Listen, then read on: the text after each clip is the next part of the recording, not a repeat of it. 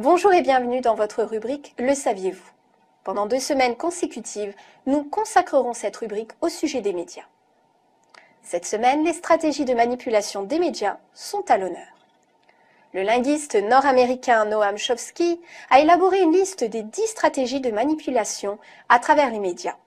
Dans ce « Le saviez-vous », nous désirons nous arrêter sur une partie de ses travaux afin de percer les techniques utilisées par les médias traditionnels en vue de nous manipuler.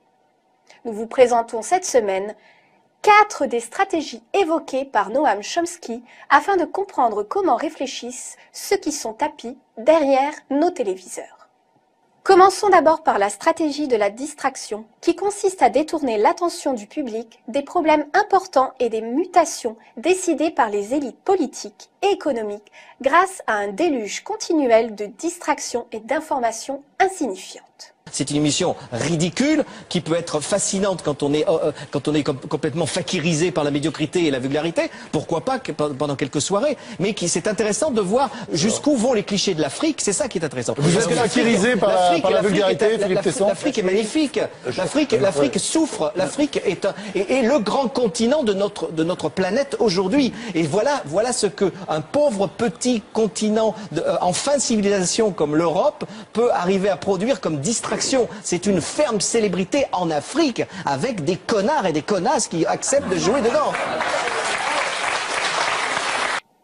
La stratégie de la diversion est également indispensable pour empêcher le public de s'intéresser aux connaissances essentielles dans les domaines des sciences, de l'économie, de la psychologie et de la cybernétique. Quel savant suédois a donné son nom à l'échelle de température utilisée en France? Celsius. Dans l'Antiquité, quelle langue les Romains imposèrent-ils dans tout leur empire? L'anglais. Le latin. Arnaud, quel médecin autrichien est considéré comme le fondateur de la psychanalyse? Georges Michael. Qui fut maire de Paris de 77 à 95? Louis XVI. Ensuite vient la seconde stratégie, celle de créer des problèmes, puis offrir des solutions. Cette méthode est aussi appelée problème, réaction, solution. On crée d'abord un problème, une situation prévue pour susciter une certaine réaction du public, afin que celui-ci soit lui-même demandeur des mesures qu'on souhaite lui faire accepter.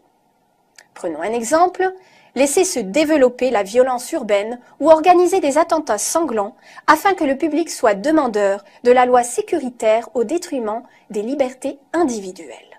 Ces 12 caméras seront placées aux endroits stratégiques de la ville courant 2012. C'est une sécurité supplémentaire pour la ville quand même, surtout dans la rue de la Constitution où il y a tous les commerces. Vous trouvez que c'est une ville où il y a des problèmes de délinquance ici? Non, mais il y en a un petit peu. Il y a quand même des jeunes qui traînent. Ou encore, créer une crise économique pour faire accepter comme un mal nécessaire le recul des droits sociaux et le démantèlement des services publics. Passons à la troisième stratégie, celle de la dégradation. Pour faire accepter une mesure inacceptable, il suffit de l'appliquer progressivement en dégradé sur une durée de 10 ans. Chômage massif, précarité, salaire n'assurant plus un revenu décent, autant de changements qui auraient provoqué une révolution s'ils avaient été appliqués brutalement. Et enfin, et non pas des moindres, la stratégie du différé, une autre façon de faire accepter une décision impopulaire et de la présenter comme douloureuse mais nécessaire en obtenant l'accord du public dans le présent pour une application dans le futur. Il est toujours plus facile d'accepter un sacrifice futur qu'un sacrifice immédiat.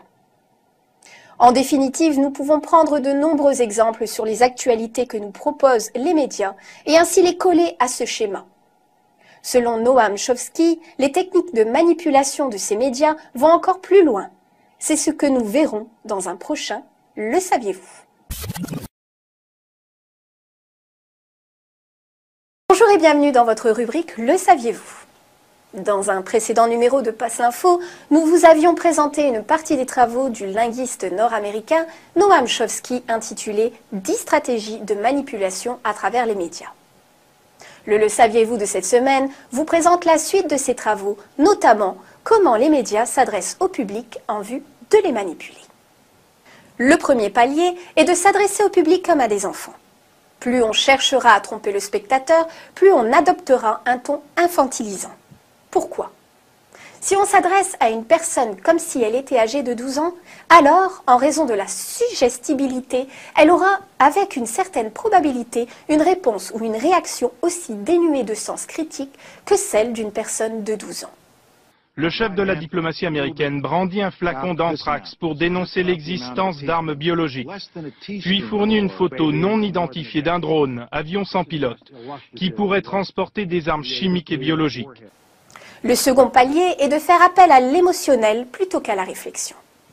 Faire appel à l'émotionnel est une technique classique pour court-circuiter l'analyse rationnelle et donc le sens critique des individus.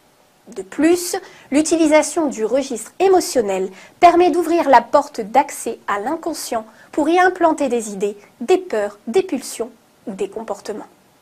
Pour tirer les conclusions de ces événements tragiques.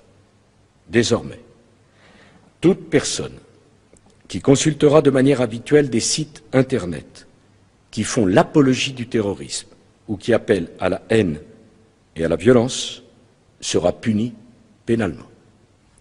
Toute personne se rendant à l'étranger pour y suivre des travaux d'endoctrinement à des idéologies conduisant au terrorisme sera punie pénalement. Le troisième palier étant de maintenir le public dans l'ignorance et la bêtise.